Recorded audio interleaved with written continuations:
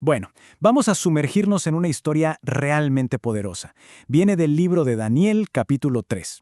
Es un relato impresionante sobre la fe, una fe inquebrantable frente a un poder, digamos, tiránico. Y esta es la pregunta que está en el corazón de todo esto, ¿no? O sea, cuando un poder absoluto exige que todo el mundo piense y actúe igual, ¿qué pasa si alguien se atreve a desafiarlo?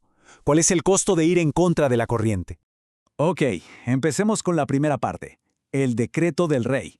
Un imperio de unidad, pero forzada. Y es que todo comienza en Babilonia. Allí, el rey Nabucodonosor decide hacer una demostración de poder como nunca antes se había visto. Miren este dato. 30 metros. Esa era la altura de la estatua de oro que mandó a construir. 30 metros.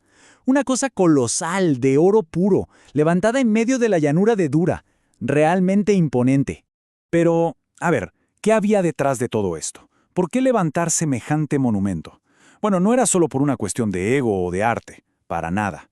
Esto era una jugada de poder muy calculada. Por un lado, era un desafío directo a una profecía que hablaba de la caída de su reino. Por otro, buscaba unir a la fuerza a todo su imperio bajo una misma cultura y religión. Casi como un eco de la Torre de Babel, ¿no? Unificar a todos bajo un solo mando. E incluso algunos ven una intención más oscura: provocar al pueblo judío para que desobedeciera a su Dios y así perdiera su protección. Y la orden que acompañaba a la estatua era simple y era absoluta.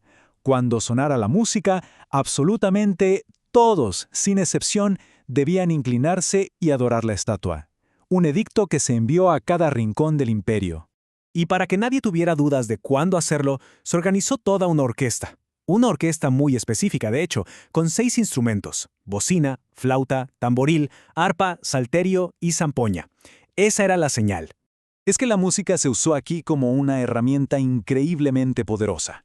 Piensen en esto. La música tiene esa capacidad de mover multitudes, de unificar emociones y a veces de pasar por encima del razonamiento individual. Se convirtió, pues, en el motor de esta unidad forzada. Bueno, y es aquí donde la historia da un giro. Pasamos a la prueba de convicción, porque hubo 3 que se atrevieron a mantenerse firmes. En medio de toda esta presión, aquí es donde surge el verdadero conflicto. A ver cómo se desarrolla esto. Imaginen la escena. Suena la música y miles de personas se postran.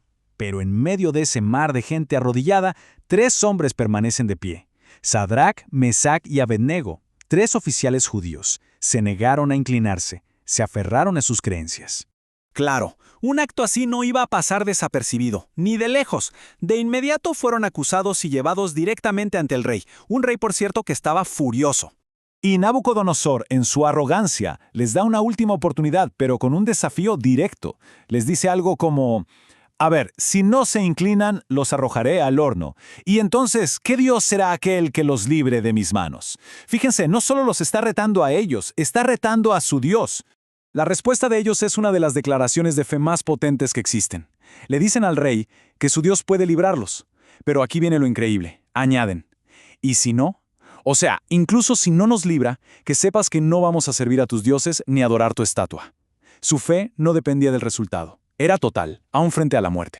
Y bueno, como se podrán imaginar, esa respuesta desató por completo la furia del rey. Entramos ahora en la parte más intensa, el horno de fuego. La reacción del rey fue inmediata y extrema. El relato dice que su rostro se desfiguró por la rabia. Y en ese estado da una serie de órdenes, una tras otra.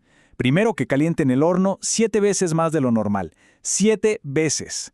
Luego, que sus soldados más fuertes los apen bien. Y finalmente, que los arrojen adentro, así como estaban, con toda su ropa puesta.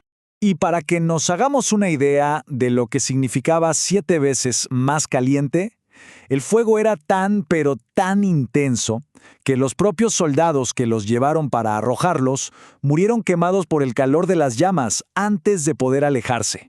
Así de brutal era. Ok, hasta aquí todo es furia y una sentencia de muerte segura. Pero lo que pasa a continuación es simplemente increíble. Entramos en la liberación milagrosa y la aparición de un 4.º hombre en el fuego.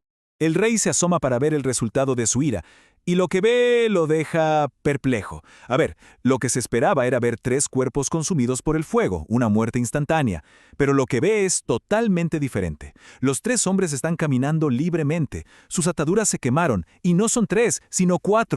Es el propio rey quien lo grita asombrado. Miren, veo a 4 hombres paseándose en el fuego, sueltos, sin ningún daño, y el aspecto del cuarto es como el de un hijo de los dioses. O sea, el mismo Nabucodonosor, el que los condenó, es el primero en reconocer que allí hay una presencia divina. Y cuando finalmente salen del horno, el milagro es total. Se revisa cada detalle. Ni un pelo de su cabeza estaba quemado, sus ropas estaban intactas, ni siquiera olían a humo. Lo único que el fuego había consumido eran las cuerdas que los ataban. Es increíble. El fuego solo destruyó lo que los oprimía. Ahora, esta historia va más allá del simple hecho milagroso. Según muchas interpretaciones, este evento tiene paralelos proféticos. O sea, nos preguntamos, ¿por qué esta historia sigue siendo tan relevante hoy? Bueno, porque se ve como algo más que un suceso del pasado. Para entenderlo, hay que conocer un concepto, el tipo bíblico. ¿Qué es un tipo? Es una persona, un evento o una institución que realmente existió en la historia, pero que también funciona como una especie de adelanto, de sombra o presagio de una realidad futura que será aún mayor. Entonces, este episodio del horno de fuego se ve como un tipo de una futura gran tribulación. La idea es que, así como a ellos se les exigió adorar la estatua, en el futuro un sistema mundial exigirá una conformidad y una lealtad absolutas, poniendo a prueba las convicciones de muchísima gente a una escala global. Y esto nos deja con una pregunta final, una que resuena mucho en nuestros días, ¿no creen? En un mundo que constantemente presiona para que todos seamos iguales, para que pensemos igual, ¿cómo se ve hoy una convicción verdadera? ¿Qué forma toma?